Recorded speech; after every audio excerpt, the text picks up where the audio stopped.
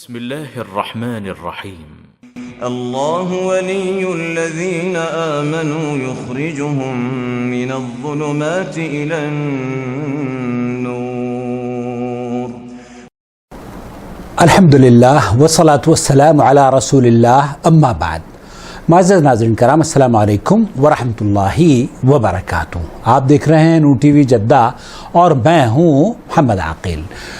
ہمارے چینل کا فارمیٹ یہ ہے کہ لوگ واٹس ایپ کے ذریعے وائس میسیج ہمیں بھیجتے ہیں اور ہم ان کے سوالوں کے جوابات، علماء اکرام کے جوابات یوٹیوب پر لے کر حاضر ہو جاتے ہیں.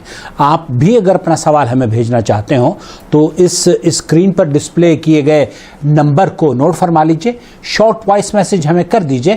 ہم آپ کے جواب اور آپ کے سوال کا جواب اور اس کا حل یوٹیوب پر لے کر حاضر ہو جائیں گے. اگر ابھی تک آپ نے ہمارا چینل سبسکرائب نہیں کیا ہے تو پلیز سبسکرائب کر لیجیے، بیل آئیکن دبا کر آل نوٹیفیکیشن الاؤ کرنا نہ بھولیں تاکہ ہماری تمام ویڈیوز کی اطلاعات آپ تک پہنچتی رہیں. ایک اور چینل ہم نے شروع کیا ہے نور ٹی وی چینل 2 کے نام سے.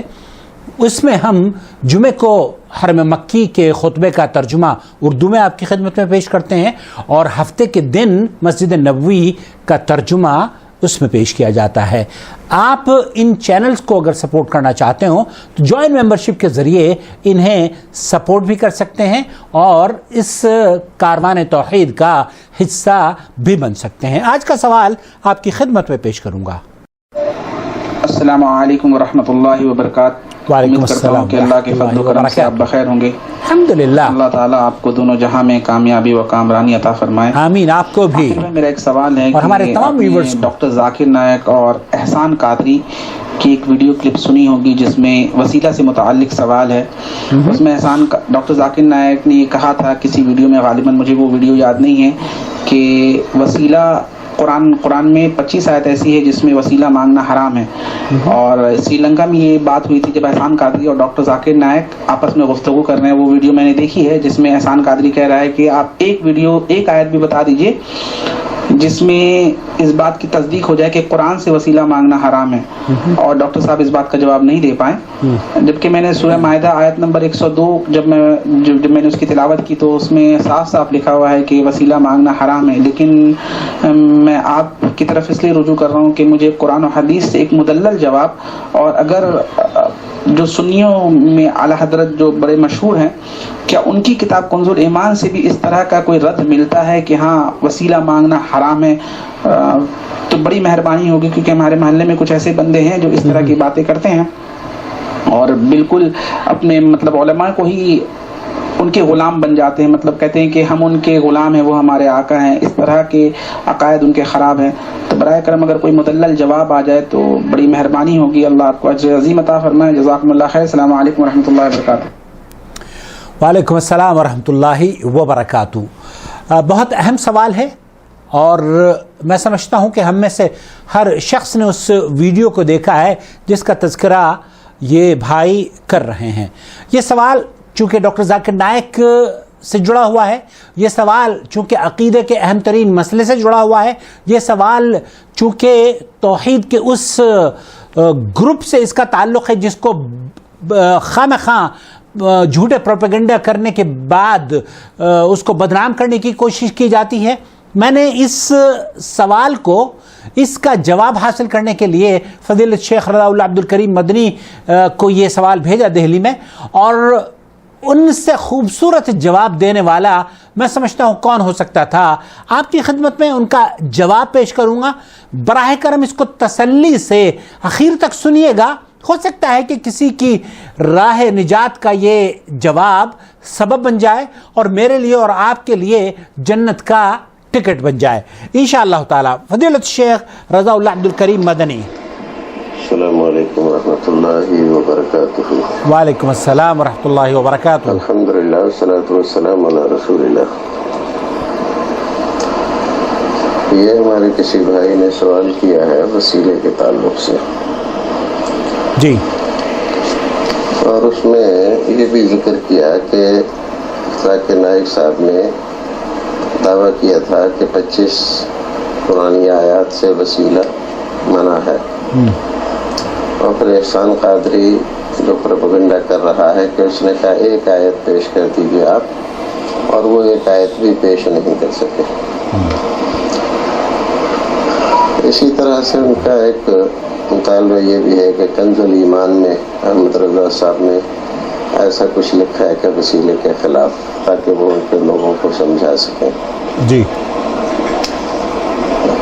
بھائی، وسیلے کا موضوع چھوٹا نہیں ہے، بہت بڑا موضوع ہے، اہم موضوع، اور چھوٹی کلپ سے یا مختصر بیان سے واضح نہیں ہوتا، اور کبھی کبھی اور الجھ جاتا ہے اور آدمی اس کو صحیح طریقے سے نہیں سمجھ پاتا۔ اس لیے آپ کا اسے مکمل دیکھنا ضروری ہے کہ وسیلے کا جو عقیدہ آج ہمارے بھائی بریلوی بھائیوں کے یہاں رائج ہے، یہ وسیلہ وہی ہے جو مشرکین مکہ کے یہاں اور ان سے پہلی قوموں کے یہاں پایا جاتا تھا۔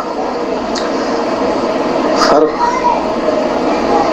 کسی بھی طرح کا نہیں ہے، سوائے اس کے کہ وہ جن کو پکارتے تھے، جن کو وسیلہ بناتے تھے، یہ حضرات کہتے ہیں وہ سب کافر تھے، اور ہم جن کو وسیلہ بناتے ہیں یہ اللہ کے محبوب ہیں، نبی ہیں، صدیقین ہیں، شہداء ہیں، اولیاء ہیں، تو یہ تو اللہ کے محبوب بنتے ہیں کہ ان کے وسیلے سے ان کی جاہ، ان کے درجے مرتبے کو لے کر ہم اللہ کے دربار میں وسیلہ کرتے ہیں تو ہماری دعا جلدی سنی جاتی ہے۔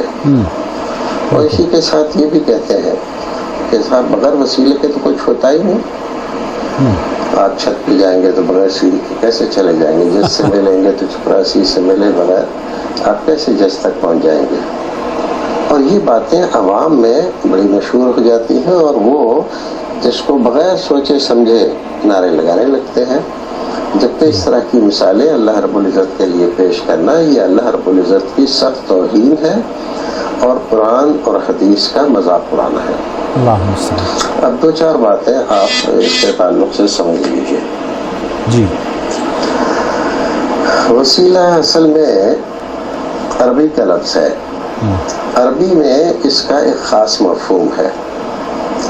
وسیلہ واو سواد لام، سواد یہ لام، یا واو سین یہ لام، اور آخر میں تھے وسیلہ، سواد سے ہو یا سین سے ہو، دونوں کے معنی ایک ہی آتے ہیں، اور جس کے معنی ہوتے ہیں قربت اور نزدیکی کے۔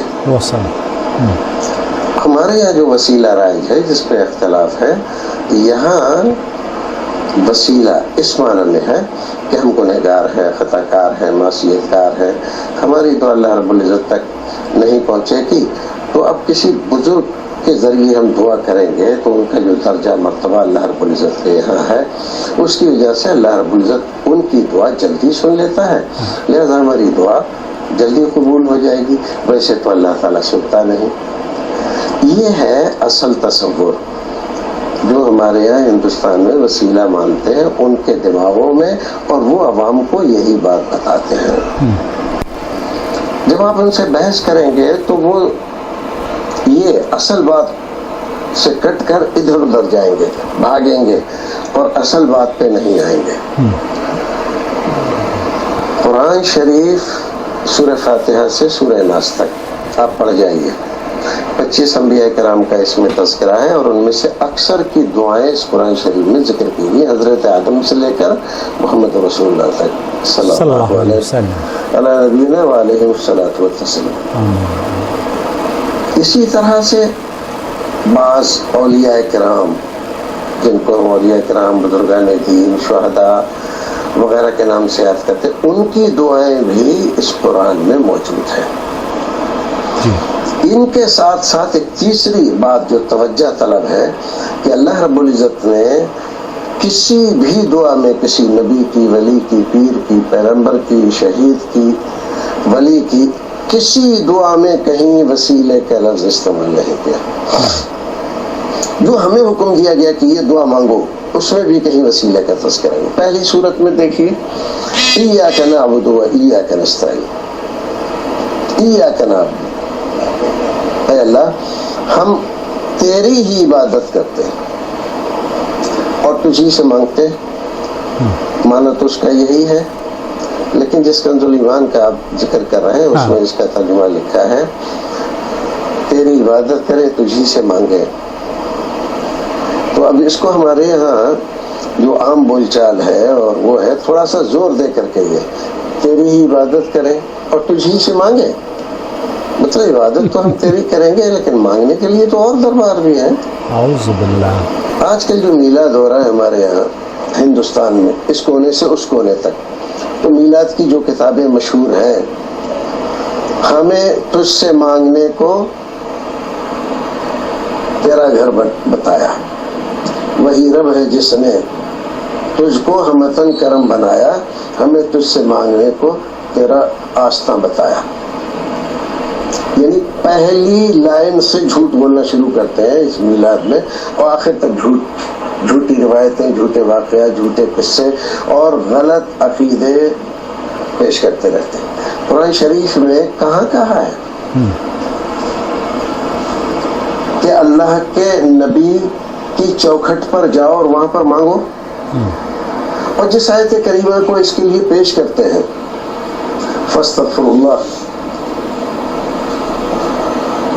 جاؤ کا، اگر یہ تیرے پاس آتے اور تجھ سے اپنے گناہوں کی معافی کے لیے اللہ رب العزت سے درخواست کرنے کے لیے کہتے لوجد اللہ توابا رحیما.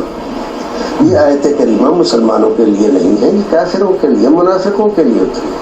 شان نزول دیکھ لیجیے، کسی بھی تفسیر میں آپ دیکھ لیجئے، لیکن وہ اس تفسیر کو ہٹا کر اپنی منمانی اس میں کرتے ہیں اور اس میں جھوٹے واقعات کے فلاں نے ایسا ایک قصیدہ کہا تھا، ایک نعت کہی تھی رسول اکرم کی شان میں، اور وہ گئے آپ کے قبر شریف پہ، انہوں نے وہ پڑھی تو قبر شریف سے ہاتھ نکلا. یہ 100% نہیں، 101% یہ جھوٹی روایتیں، جھوٹے واقعات ہیں، کوئی بھی صحیح نہیں ہے. اچھا اب آئیے دیکھیے، میں کہہ رہا تھا کہ مسئلہ بہت بڑا ہے، چھوٹے سے اس میں پورا نہیں ہوتا. اب یہ دیکھیے کہ اللہ رب العزت نے پہلی سورت میں بتایا، آخری سورت دیکھیے قل اعوذ برب الفلق قل اعوذ برب الناس. ان صورتوں میں کیا ہے؟ اے نبی آپ ایسے دعا مانگیے، اعوذ برب الفلق، اعوذ برب الناس، اللہ کے رب، اللہ کے بندوں کا رب، رب الناس لوگوں کا رب، اس کی پناہ میں جائیے آپ، جس نے یہ آسمان زمین یہ سب کچھ بنایا ہے، اس کی پناہ میں آپ جائیے. دیکھیے یہ آخری صورت ہے، وہ پہلی صورت ہے. اب آپ یہ دیکھیے تماشا، یہ حضرات کہتے ہیں سورہ فاتحہ سے تو وسیلہ جائز ہے. کہاں جائز ہے بھائی؟ کیسے؟ کہا نا صراط الذین انعمت علیہم، ان لوگوں کا راستہ جن پر تیرا انعام ہوا ہے، وہ نبی ہے، ولی ہے، شہداء ہیں، صدیقین ہیں، انہی کا وسیلہ تو ہم مانگتے ہیں. تو بھائی یہاں وسیلے کا ذکر کہاں ہے؟ اللہ رب العزت تو ہمیں یہ سکھا رہا ہے صراط مستقیم ہمیشہ آپ کے ہاتھ میں رہے، اس پر چلتے رہیں، پیش نظر رہے، اس سے بھٹکے نہیں. اور یہ راستہ کس کا ہے؟ ان انعام یافتہ گروہ کا ہے، انبیاء ہیں، شہداء ہیں، صدیقین ہیں، صالحین. اب اس کو کہتے نہیں ان کے وسیلے، زبردستی عوام. اچھا کوئی کہنے والا ہے نہیں، ان سے پوچھنے والا کوئی نہیں. آپ اگر چلے جائیں ان کے مجمع میں اور جا کر کہیں کہ یہاں آپ غلط بیانی سے کام لے رہے ہیں تو آپ بچ کر نہیں آئیں گے وہاں سے. صحیح بات ہے. جو ہمارے یہاں اس وقت صورت حال غیر مسلموں کی ہے کہ وہ اپنی اکثریت کی بنا پر ظلم و زیادتی اور موب لنچنگ اور سب کچھ کر رہے ہیں. ہمارے یہ بھائی بھی بالکل وہی مزاج رکھتے ہیں، ہماری اکثریت ہے اور ہمارے علماء اور ہم یہ کر دیں گے اور وہ کر دیں گے. اور اگلا آدمی جو ہے یہ سہورا وہابی ہے، اور وہابی کا مطلب دنیا میں سب سے بدترین آدمی، کوئی کافر، کوئی یہودی، کوئی نصرانی، کوئی جینی، کوئی بودھ، کوئی ہندو اتنا برا نہیں جتنے برے یہ وہابی ہیں. اب آپ دیکھیں مزاج لوگوں کا اس انداز سے بنا دیا گیا ہے کہ وہ کوئی صحیح بات قرآن سے آپ دکھائیں، حدیث سے دکھائیں، وہ ماننے کے لیے تیار نہیں ہے۔ اللہ المستعان۔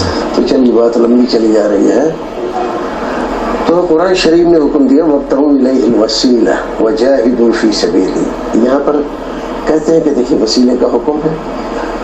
وَابْتَغُوا إِلَيْهِ الْوَسِيلَةَ کا کیا معنی ہے؟ وَابْتَغُوا اور ڈھونڈو، تلاش کرو، إِلَيْهِ اس تک پہنچنے کے لیے، وسیلہ نزدیکی قربت کا ذریعہ، آگے اس کی طرف اشارہ کیا گیا وجاہدوا فی سبیلہ، اس کے راستے میں جہاد کرو، یہ ہے وسیلہ۔ تو وسیلہ عام طور پر لوگ یہ کہتے ہیں جیسے اہل حدیث کے تعلق سے کہ لوگ وسیلہ نہیں مانتے، لیکن جھوٹ کہتے ہیں، اہل حدیث وسیلہ مانتے، لیکن وہی وسیلہ مانتے ہیں جو وسیلہ رسول اکرم نے جائز رکھا، قرآن جائز رکھا ہے، صحابہ کرام نے جس کو جائز رکھا وہ وسیلہ جائز رکھتے ہیں۔ مشرکوں والا وسیلہ، مکے والوں کا وسیلہ، کفار مکہ کا، مشرکین مکہ کا وسیلہ یا قوم نوح کا وسیلہ، وہ ہم جائز نہیں رکھتے۔ جائز ہے آپ کسی نیک دیندار پرہیزگار آدمی کے پاس جائیں یا ویسے ہی کسی آدمی کے پاس جائیں اور اس سے کہیں بھائی میرے لیے دعا کرو، یہ وسیلہ ہے، جائز ہے، کوئی حدیث اس کو منع نہیں کرتا، تو دعا کا وسیلہ جائز۔ حضرت عمر فاروق رضی اللہ تعالیٰ جب حضرت عباس کو لے گئے عیدگاہ اور کہا کہ آپ دعا کیجیے، ہم آمین کہیں گے، اور پھر خود دعا یوں کی کہ اللہم انا کنا نتوسل الیک بنبیک، اے اللہ ہم تیرے نبی کے ذریعے تجھ تک وسیلہ پکڑتے تھے، یعنی ان سے دعا کراتے تھے، آج وہ ہم میں نہیں ہے، ان کے چچا کو تیرے دربار میں ہم پیش کرتے ہیں۔ پھر کہا یا عباس ادعو، اے عباس دعا کرو، انہوں نے دعا کرائی، اور سب صحابہ کرام جو اس وقت موجود تھے، تابعین اور صحابہ، وہ سب آمین آمین کہتے رہے۔ یہ لوگ ابھی گھر نہیں پہنچے تھے کہ بارش شروع ہو گئی، قحط سالی کا زمانہ تھا، بارشیں بند تھی، تو مانتے ہیں اس کو، صحیح حدیث ہے یہ، اور یہ وسیلہ جائز ہے۔ آج آپ بھی کسی بھی بزرگ سے اپنے حق میں دعا کرا سکتے ہیں، لیکن آپ وہاں نہیں جائیں گے کسی زندہ کے پاس، کہاں جائیں گے؟ قبر پہ جائیں گے، قبر پہ جائیں گے اور صاحب قبر سے کہیں گے، جبکہ اس بات کی کوئی دلیل نہیں کہ وہ آپ کی بات سن رہا ہے۔ صحیح بات، قرآن صاف صاف کہہ رہا ہے کہ لا تسمع الموتى، جو انتقال کر گئے وہ سنتے نہیں۔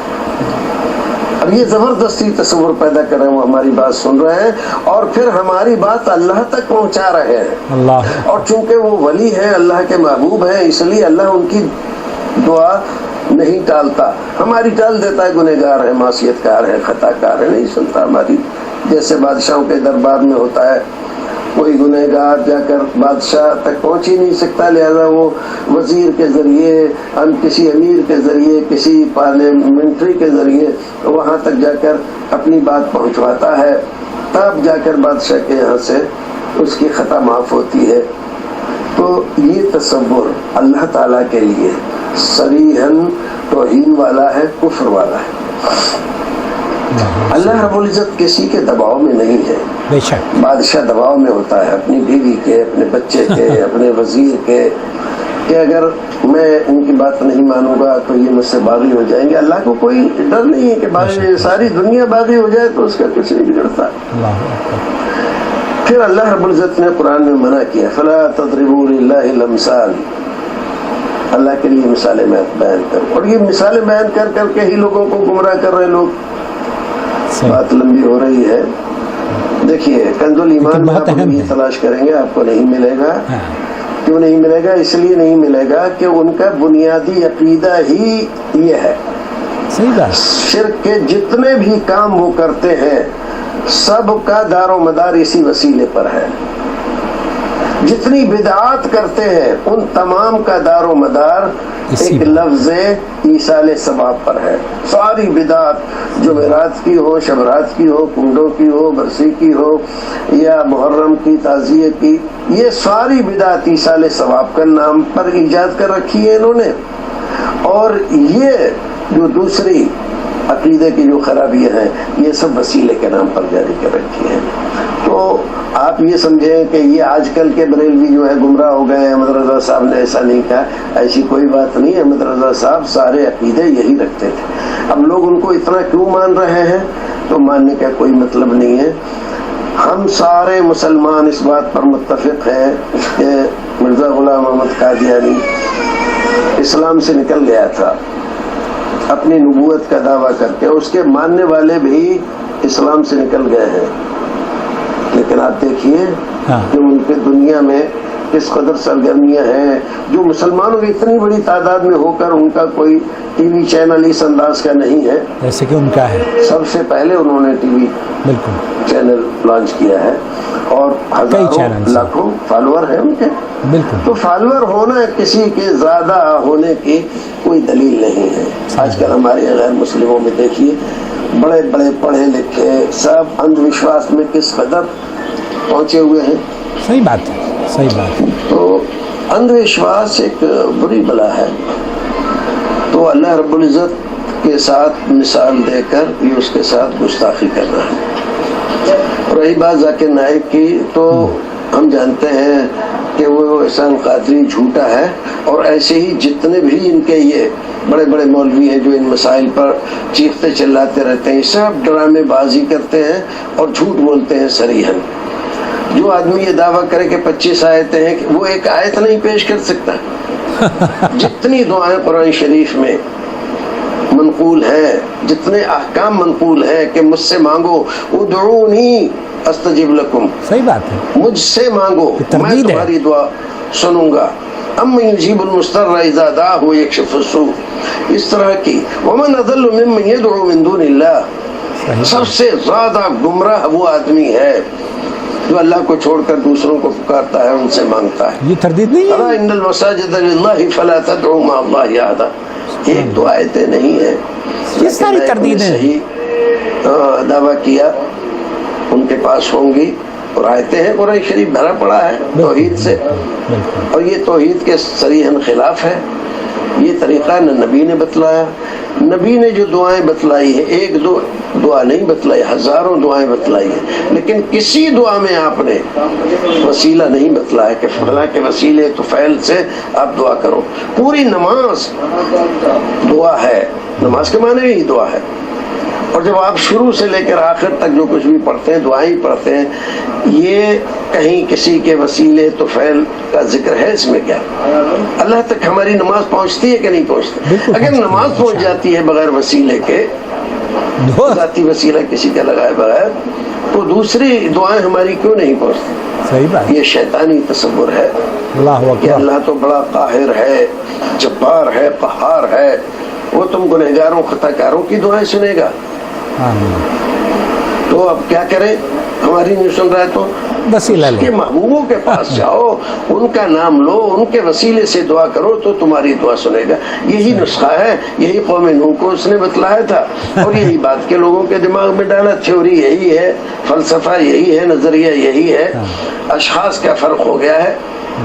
بخاری شریف میں حدیث موجود ہے حضرت ابن عباس کی، کانوا رجالا صالحین من قوم نوح، یہ ود سوا یغوث یعوق اور نصر سورہ، اس کی جن کی تفسیر میں آپ دیکھ لیں کہ اس میں ود سوا، سورہ نوح کی تفسیر میں ود سوا یغوث یعوق اور نصر، یہ کوئی کافر نہیں تھے. کانوا رجالا صالحین من قوم نوح، یہ صحابی رسول فرما رہے ہیں جن کے لیے اللہ کے رسول نے دعا فرمائی تھی، علمہ التاویل، قرآن شریف کی تفسیر کا علم اللہ اس کو عطا کرتے. نبی کی دعا قبول ہوئی، سب سے بڑے مفسر ہیں صحابہ کرام میں. وہ کہہ رہے کہ وہ بزرگ تھے، ولی تھے. آج جس کنز الایمان کا آپ تذکرہ کر رہے ہیں، کنز الایمان میں آپ دیکھیے وہ کہتا ہے کہ وہ بت اور بتگر تھے نہ کہ اولیاء. یہ شروع میں جو فہرست لگی ہوئی ہے ان کے مضامین کی، وہ آپ اس میں دیکھ لیجیے کہ قوم نوح کے یہ لوگ ود سوا یغوث یعوق والے، یہ سب کافر تھے، بتگر تھے، نہ کہ اولیاء. اب صحابی جن کو ولی کہے، یہ حضرات اس کو ان کو گمراہ اور بتگر بتاتے ہیں. تو آپ کس کنز ایمان کی بات کر رہے ہیں؟ تو وسیلہ جائز ہے 3 طرح کا. ایک اللہ کے اسماء الحسنی کا وسیلہ ہے. اے اللہ تو رحمان ہے، رحیم ہے، اپنی رحمت کے وسیلے سے ہماری دعا قبول فرما. اسی طرح سے نیک اعمال کا وسیلہ ہے، جیسے وہ 3 غار والوں کا تذکرہ ہے. بخاری شریف میں اپنے عمل جو ہم نے خالص اللہ کو راضی کرنے کے لیے کی ہے، اس کے وسیلے سے اللہ یہ کام میں نے خالص تجھے راضی کرنے کے لیے کیا تھا، میری یہ مشکل حل فرماتے. صحیح بات ہے. اور تیسرا کسی زندہ بزرگ کے یہاں جا کر اس سے دعا کرانا.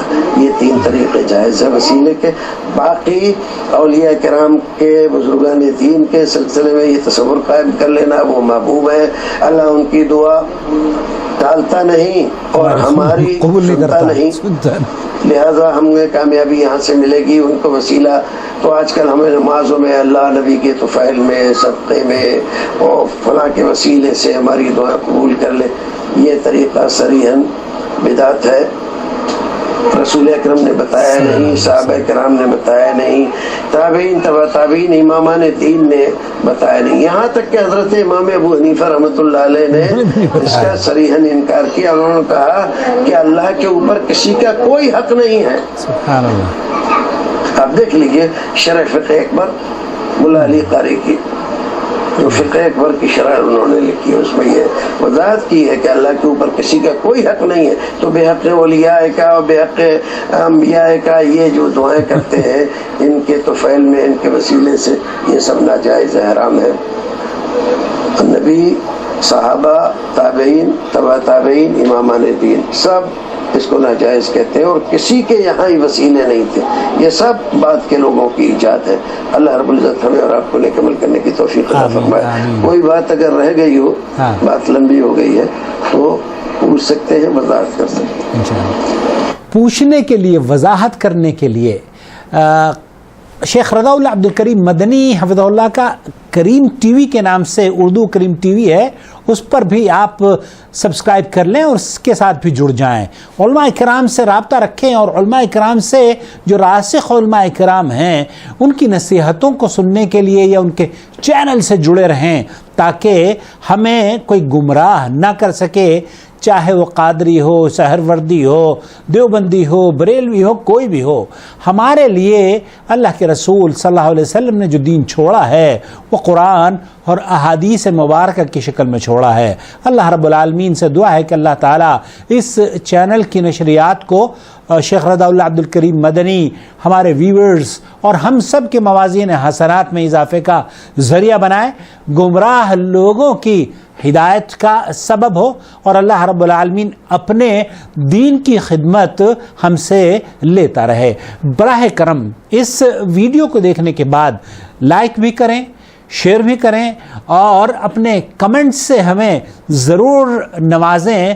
ہمیں پتہ تو چلے کہ علماء کرام کی نصیحتیں کس حد تک آپ تک پہنچ رہی ہیں. اللہ تعالیٰ آپ کو اپنی حفظ و امان میں رکھے اور دعاؤں کو اللہ رب العالمین آپ کی، میری اور شیخ رضا اللہ عبد الکریم کی شرف قبولیت بخشے، اور اللہ تعالیٰ شیخ رضا اللہ عبد الکریم مدنی کو صحت و عافیت کے ساتھ لمبی عمر عطا فرمائے اور ان کا سایہ تادیر ہمارے سروں پر قائم رکھے. بہت شکریہ آپ کا. والسلام علیکم ورحمۃ اللہ وبرکاتہ. الله ولي الذين آمنوا يخرجهم من الظلمات إلى النور والذين كفروا أولياؤهم الطاغوت يخرجونهم من النور إلى الظلمات أولئك أصحاب النار هم فيها خالدون.